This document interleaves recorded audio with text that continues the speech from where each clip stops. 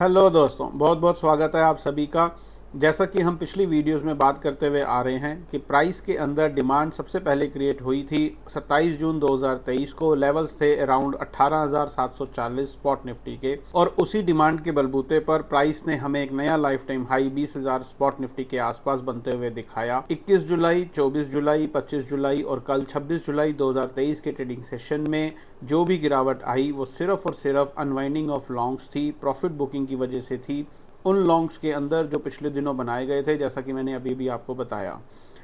आज 27 जुलाई 2023 के trading session में भी प्राइस फिर से एक बार उसी 200 पॉइंट की रेंज में कंसोलिडेट हुआ, और जो थोड़े बहुत बचे कुचे लॉन्ग्स बचे थे, जैसा कि हम कल की वीडियो में बात करके गए थे, आज उन लॉन्ग्स की भी अनवाइंडिंग होती हुई प्राइस के अंदर दिखी।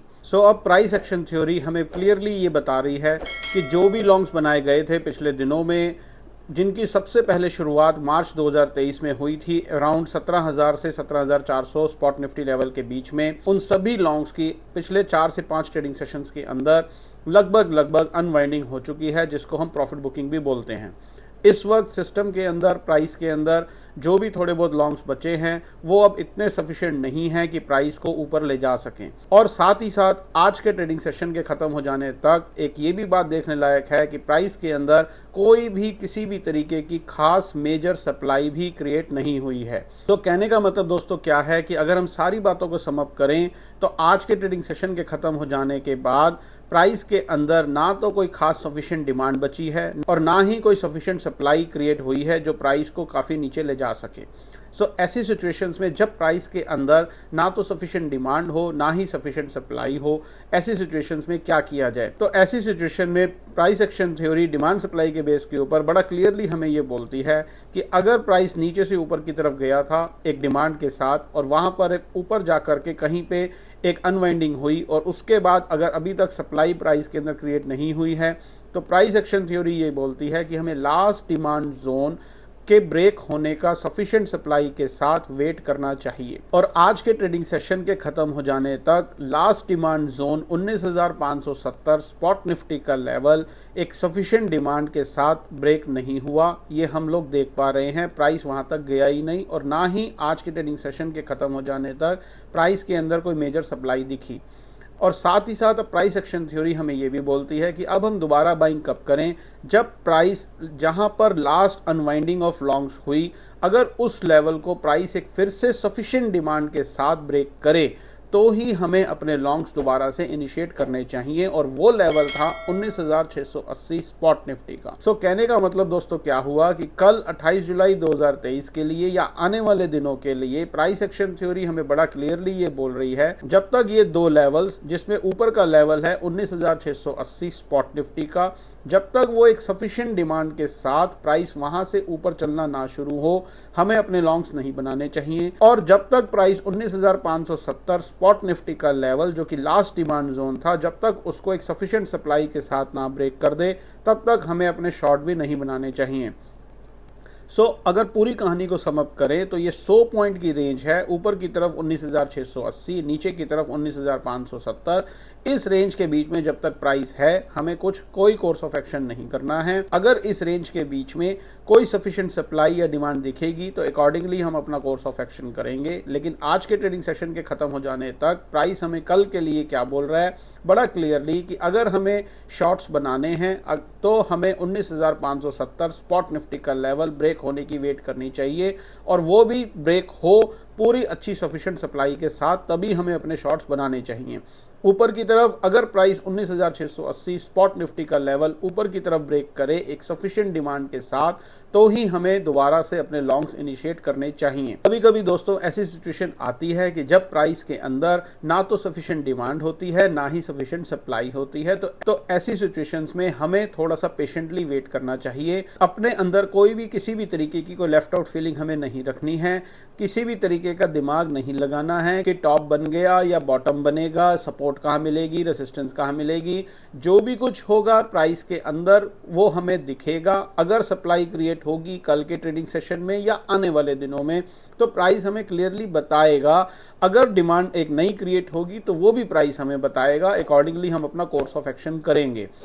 जो डिमांड नीचे से चलनी शुरू हुई दोस्तों, ना तो वो डिमांड एक दिन में इकट्ठी हुई थी और ना ही उसकी अनवाइंडिंग एक दिन में हुई।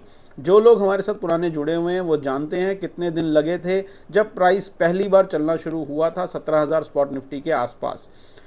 और अब जब अनवाइंडिंग हम देख रहे हैं, तो आप अब जो लोग मेरे साथ कॉन्टिन्यूसली जुड़े हुए हैं वो देख रहे हैं कि प्राइस के अंदर वो अनवाइंडिंग होने में 5 ट्रेडिंग सेशंस आज को मिलाकर के लग चुके हैं। तो कहने का मतलब क्या है कि कोई भी माल जब इकट्ठा किया जाता है या उसकी प्रॉफिट बुकिंग की जाती है या माल बेचा जाता है, वो कभी भी एक दिन में नहीं होता। रेयरेस्ट ऑफ रेयर केस में कभी कभी ऐसा होता है कि एक ही दिन के अंदर कोई बहुत बड़ा काम हो जाए। अदरवाइज 99% केसेस में अगर किसी को माल बेचना है तो वो एक दिन में ना पूरी तरह बिकता है, और अगर किसी को खरीदना है तो ना ही एक दिन में इकट्ठा किया जाता है। तो अपने अंदर किसी भी तरीके की कोई लेफ्ट आउट फीलिंग ना रखें। बाजार अपॉर्चुनिटीज से भरा पड़ा है, सिर्फ हमें वो अपॉर्चुनिटीज आइडेंटिफाई करनी आनी चाहिए। अगर आपको वो आइडेंटिफाई करनी आती है तो बहुत अच्छी बात है। अब सब्र बनाए रखें, पेशेंटली प्राइस को वॉच करें, और जब भी प्राइस हमें वो इंडिकेट करेगा, प्राइस के अंदर कुछ भी होगा हमें वो बताएगा, अकॉर्डिंगली हम अपना कोर्स ऑफ एक्शन करेंगे। और अगर हमें वो आइडेंटिफाई करनी नहीं आती है तो मेरी रिक्वेस्ट है आप सभी से, आप वो सीखें, चाहे किसी से भी सीखें।